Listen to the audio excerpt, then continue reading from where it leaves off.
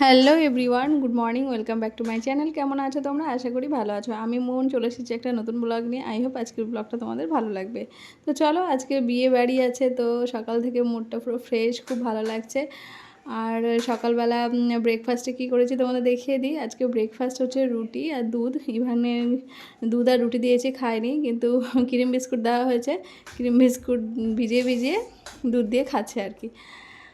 কারণ ওর মতো করে ও খেতে চায়। ওকে খাওয়াতে গেলে কখনোই খায় না। ছোটো বাচ্চাদের যেমন খাইয়ে দেবো, সুজি করেছি তার আগে, সুজিটা খায়নি, ও এখন বিস্কুট দিয়ে দুধ দিয়ে খাবে। দেখো রুটি, আমরা রুটি খাবো, ও যদি খায় খাবে, না পরে খাবে আর কি। আর ও ক্রিম বিস্কুটটা খুব ভালো খায়, তো ক্রিম বিস্কুটটা এনে দিয়েছে, কারণ খুব কান্নাকাটি করছিল। আর এই শীতে দুধ আর গুড় খেতে ভীষণ মজা লাগে। গুড় দিয়ে রুটি ভীষণ প্রিয় আমার। আর সকাল সকাল নিয়ে চলে এসেছি। আর সকালে ঘরটা একটু পরিষ্কার করে নিয়েছি, বারান্দাটা পরিষ্কার করেছি, যতটুকু কাজ থাকে। তারপরে দেন আমরা চলে যাচ্ছি হচ্ছে একটু মদনপুর স্টেশনে, কারণ ইভানকে একটু চুল কাটাতে হবে, এর জন্যই। ওর চুলগুলো কেমন বড় হয়ে গেছে, ভালো লাগছে না, আর বিয়েবাড়ি বলে কথা আজকে, এর জন্যই। তো চলো, তোমরা ব্লগটা দেখতে থাকো। আমরা এখন মাঠের মধ্যে দিয়ে যাচ্ছি চুল কাটাতে ইভানের। দেখো, বাহ কি সুন্দর ফুল! বাবা দেখ কি সুন্দর ফুল, মা দেখো কি সুন্দর সুন্দর ফুল। হ্যাঁ, সুন্দর না? দারুন, এই দেখো কি সুন্দর ফুল মাঠের মধ্যে। পাপা এ দেখ, দারুন। চুল কাটতে গিয়ে দেখলাম সেলুনে অনেক লাইন। ইভান কান্নাকাটি করছিল, দুপুর হয়ে গেছে, কি করব, সেজন্য একটা মিষ্টির দোকানে আসলাম দই আর লাড্ডু খাওয়াতে ইভানকে, এর জন্যই। আর এই দোকানের দই তো আগেও তোমাদের বলেছি, খুব টেস্টি হয় আর খুব ভালো। আলাইপুরের এই দইটা ভীষণ ভালো লাগে আমার খেতে, মিষ্টি কম আর দইটা বেশ সুন্দর। সেই জন্যই আমিও খেয়েছি একটু দই, ইভানের পাপা খেয়েছে, খাওয়ার পর ইভানও খাবে বলছে, তো ওকেও খাইয়ে নিয়েছি। দেখেছো চুলটা কেমন লাগছে? তো ভাবলাম আজকে বিয়ে বাড়ি, তো চুলটা তো একটু কাটিয়ে নিলে ভালোই হয়। আগে কাটালে ভালো হতো, কিন্তু কি করা যাবে, দিনের দিন কাটাতে একটু প্রবলেম হচ্ছে, কিন্তু কি করব, সব ছেড়ে ছুড়ে আসতে হচ্ছে। আর এখান থেকে একটু ফুল নিয়ে নিচ্ছি, নতুন বউকে গিফট করবো, এর জন্যই। ফুলগুলো কি সুন্দর না? ভাবলাম শুধু রজনীগন্ধা দেবো, কিন্তু তারপরে ভাবলাম না, একটু ফুলটা তোড়া বানিয়ে দেওয়া যাক, ভালো লাগবে আর কি। এই যে খুব সুন্দর করে তোড়াটা বানিয়ে দিয়েছিল, আমার ভীষণ পছন্দ হয়েছিল। তারপরে আমরা ওকে চুল কাটিয়ে নিয়ে আসলাম, আর কোনো রকম এই যে ডাল আর সবজি আর ডিম পোচ, এটা দিয়েই আজকে দুপুরবেলা আমরা খাওয়া দাওয়া করলাম। আর ইভান শুধু ডাল দিয়ে ভাত খেলো, এই আর কি আজকে দুপুরের মেনু। কারণ রাত্রেবেলা আমাদের বিয়ে বাড়ি আছে, সেই জন্য দুপুরবেলা বেশি কিছু রান্না করিনি, এর জন্যই। দেখো ইভানের চুলটা কি বিশ্রীভাবে কেটে দিয়েছে, পুরো ন্যাড়ার মতো করে দিয়েছে। আমার একটু পছন্দ হয়নি, খুব রাগ হচ্ছিলো, বলেছিলাম যে সাইড দিয়ে একটুখানি কেটে দেবে, কিন্তু পুরো ন্যাড়া করে দিয়েছে। আমার একটু ভালো লাগছিল না মনটা। আর করা যাবে, ইভান খুব কান্নাকাটি করে চুল কাটাতে গেলে, সেই জন্য লোকটাও রাগ করে পুরো চুল ট্রিমার দিয়ে উড়িয়ে দিয়েছে। আমি ভাবলাম যে একটু কানের সাইড দিয়ে আর সামনের দিক দিয়ে একটু ছেটে দেবে, এটাই ভালো লাগতো, কিন্তু লোকটা মানে অনেকগুলো কাস্টমার ছিল আর আমারটা দেরি হচ্ছিলো, এই জন্য ওইভাবে দিয়েছে। কিন্তু কী করবো, আর শীতকাল বলে একটু খারাপ লাগছে, কারণ গরম হলে নাড়ার মতো হলে কোনো সমস্যা ছিল না। যাই হোক, ওরও খুব রাগ হচ্ছে, চুল কোথায় চুল কোথায় বলছে। ও ন্যাড়া করতে চায় না একদমই, মানে চুল রাখা পছন্দ করে। দেন আমি রেডি হয়ে গেছি, দেখো আজকে লেহেঙ্গাটা পরে নিয়েছি। লেহেঙ্গাটা আলমারিতে পরেই থাকে, কারণ সেরকমভাবে কোথাও যাওয়া হয় না, এই জন্য লেহেঙ্গা পরা হয় না। তো ভাবলাম বাড়ির সামনেই বিয়ে, তাহলে পরাই যাক, কারণ বেশিক্ষণ ক্যারি করতে হবে না, কোথাও যেতে হবে না, হাঁটাহাঁটি বেশি করতে হবে না, ভাবলাম সেই জন্যই লেহেঙ্গাটা পরলাম। কারণ বেবি নিয়ে গাড়িতে করে লেহেঙ্গা পরে যাওয়াটা খুব সমস্যা হয়ে যায়, তো কাছাকাছি বলে লেহেঙ্গাটা পরলাম। আর দেখো বিয়েবাড়ি বউ দেখে গিফট দিয়ে এসে তারপরে আসলাম খেতে। ইভান বসে পড়েছে, আমি আর মা এদিকে বসেছি, আর ওর পাপা আর ও বসেছে ওইদিকে। তো মা বললো চলো আগে খেয়ে নিই, কারণ আমার তো আবার ওষুধ খেতে হয় 10টার মধ্যে, সেই জন্যই তাড়াতাড়ি খাই চলো। তো আমরা ফার্স্ট না, আমরা সেকেন্ড ব্যাচে বসে পড়েছি।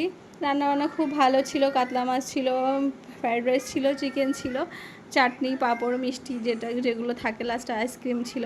দেন খাওয়া দাওয়া করে যে আমাদের পেছনে বাড়ি দেখতে পাচ্ছ তোমরা, গেট খুললেই বিয়েবাড়ি আর কি। তো এত কাছে বিয়েবাড়ি, তো ভালো লাগছে, মনে হচ্ছে যেন নিজের বাড়িতেই কোনো অনুষ্ঠান হচ্ছে, এরকম একটা ব্যাপার। তো খুব আনন্দ করলাম। আর এই যে ডিজে বাজছিল, তো ওখানে গিয়ে একটু নাচানাচি করলাম। আমি যাচ্ছিলাম না, সবাই আমাকে টানাটানি করছিল আর কি। তো সবার সঙ্গে আমিও একটু নাচানাচি করলাম, ইভানও নাচানাচি করলো, খুব মজা করেছি। দেন তারপরে আস্তে আস্তে সবাই চলে গেছে, এখন বাজে প্রায় রাত 11:30, প্রায় সব কিছু কমপ্লিট হয়ে গেছে। আর আমি দেখো বাড়িতে গিয়ে আবার একটু মাথা আঁচড়ে আবার এসেছিলাম ছবি টবি তোলার জন্য। দেন বাড়িতে এসে একটু ভিডিও করে নিলাম।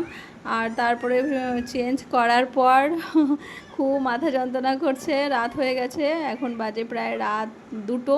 তো ইভানের বাবাকে আমার মাথায় তেল দিয়ে দিচ্ছে। ও আমার মাথা যখনই ব্যথা করে তখনই আমাকে মাথায় তেল দিয়ে দেয়, মাথা টিপে দেয়, খুব শান্তি পাওয়া যায় আর কি। যাই হোক, সত্যি ভাগ্য করে একটা বর পেয়েছি, আর ও মানুষ হিসাবে এমনিই খুব ভালো। আর আমি পেয়েছি বলে মানে আমি খুব ভাগ্যবতী, এই আর কি। যাই হোক, আর অনেক বকবক বকবক করেই যাচ্ছি। ও বলছে তুমি এত বকবক করছো কেন, তোমার মাথা ব্যথা, আবার এদিকে কথা বলে যাচ্ছ, এত কথা বলে তো মাথা বেশি ব্যথা করে, তাই না?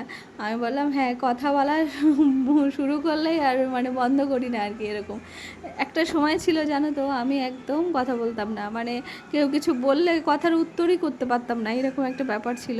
তো এখন আমি এত কথা বলি, এত কথা বলি, সবাই বিরক্ত হয়ে যায় যে আমি কেন এত কথা বলি। কিছু কিছু মানুষ আমাকে বলে বেশি কথা বলে, বেশি কথা বলে। যাই হোক, খারাপ লাগলেও ওটা সত্যি, আমি একটু বেশি কথা বলে ফেলি।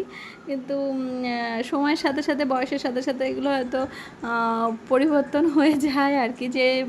যে মানুষটা সবসময় চুপচাপ থাকতো আর নম্র, ভদ্র, সভ্য আর কি, যে মেয়েটা থাকতো, একটা দিন মানে একটা সময় মানে পরিস্থিতির প্রেক্ষাপটে তাকেও কথা বলতে বাধ্য হতে হয়। তো সেরকম পরিস্থিতি হয়তো আমার সঙ্গে হয়েছে, সেই জন্য আমিও এখন এত কথা বলি। কি আর করা যাবে, পরিবর্তন তো হতেই হবে, তাই না? অ্যাকচুয়ালি পরিবর্তন নিজে থেকে হওয়া যায় না, পরিস্থিতি মানে শিখিয়ে দেয়, এটাই হচ্ছে বাস্তব। তো কি করব, আর আমার মাথাটা একটু বেশি যন্ত্রণা করে, কারণ একটু চিন্তা করি বেশি, আর বেশিক্ষণ তেল ছাড়া আমি থাকতে পারি না, এর কারণেই।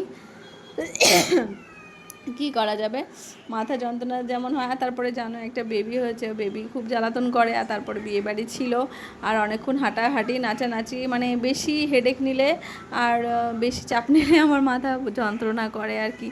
আর বেশি হাঁটাহাঁটিও আমি করতে পারি না, কারণ একটু বেশি হাঁটাহাঁটি করলে, একটু ব্রেনে প্রেশার পড়লেই আমার মাথাটা যন্ত্রণা করে। কিন্তু কি করব, এর আগে মাথার স্ক্যান করা হয়েছে, সব কিছু করা হয়েছে, ঠিকই আছে, কিন্তু সমস্যা হচ্ছে মাইগ্রেন যাদের আছে জানোই কি যন্ত্রণা, কি কষ্ট, বমি বমি পায়, অনেকের বমিও হয়, কিন্তু আমার বমিটা হয় না, কিন্তু গাটা গুলে ওঠে, খুব কষ্ট হয়। আর যতক্ষণ না ইভানের পাপা টিপে দেয় ততক্ষণ না আমার মাথা যন্ত্রণা কমে না।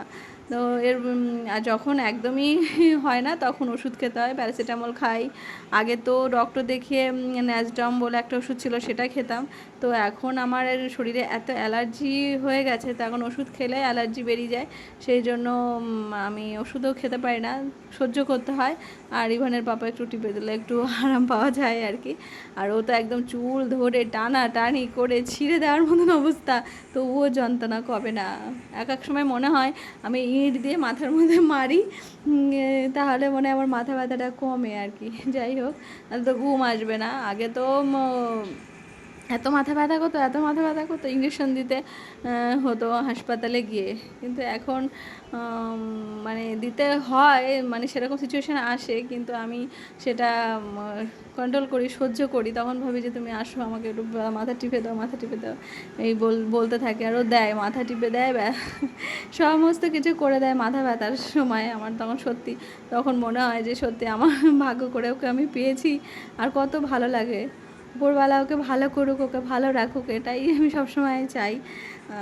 কি করব, ওর সব স্বপ্ন পূরণ হোক এটাই চাই আর কি। দেখো টিপেই দিচ্ছে আর আমি হয়তো ভিডিও করে যাচ্ছি, বকবক করে যাচ্ছি আর কি।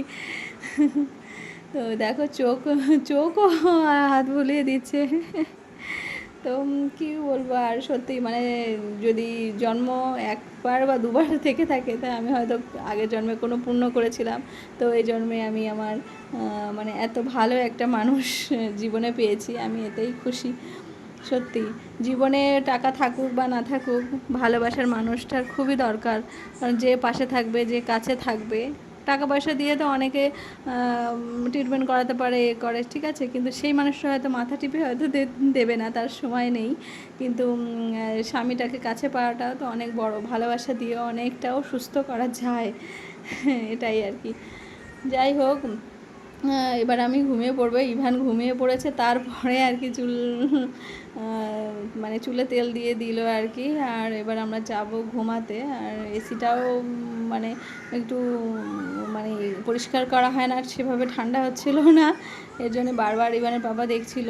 আর বেশি ঠান্ডা হলে তাহলে আমার একটু শরীরটাও ভালো লাগে আর কি, ঠান্ডা এই জন্যই আর কি। যাই হোক, কী আর করা যাবে, বিয়ে বাড়িটারি সব ভালো কাটলো, লাস্টে রাত্রেবেলা মাথা যন্ত্রণা নিয়েই ঘুমাতে যেতে হবে আর কি। যাই কী করবো আর, মাথা ব্যথা যেন মাইগ্রেনের ব্যথা 3 দিন থাকে, আর প্রথম দিনটা একটু বেশি যন্ত্রণা করে। কি করব আর, আবার রাত্রেবেলা আবার ইভান না ঘুমালে আবার জাগা থাকতে হবে, এই আরও বেশি রাত জেগে জেগে আমার মাথাটা একটু বেশি যন্ত্রণা করে আর কি। কিন্তু সব পরিস্থিতি মানিয়ে নিতে হবে, কিচ্ছু করার নেই। যন্ত্রণা হলে যন্ত্রণা তো সহ্য করতেই হবে, কিচ্ছু করার নেই। রোগের সাথে আমরা মানুষেরা পেরে উঠি না, কিচ্ছু করার নেই আর কি। তো চলো, যাই হোক, আজকের ব্লগটা তোমাদের কেমন লাগলো অবশ্যই কমেন্ট করে জানিও। তোমরা ভালো থেকো, সুস্থ থেকো। চলো টাটা, গুড নাইট, দেখা হচ্ছে নেক্সট ভিডিওতে, ততক্ষণে টাটা।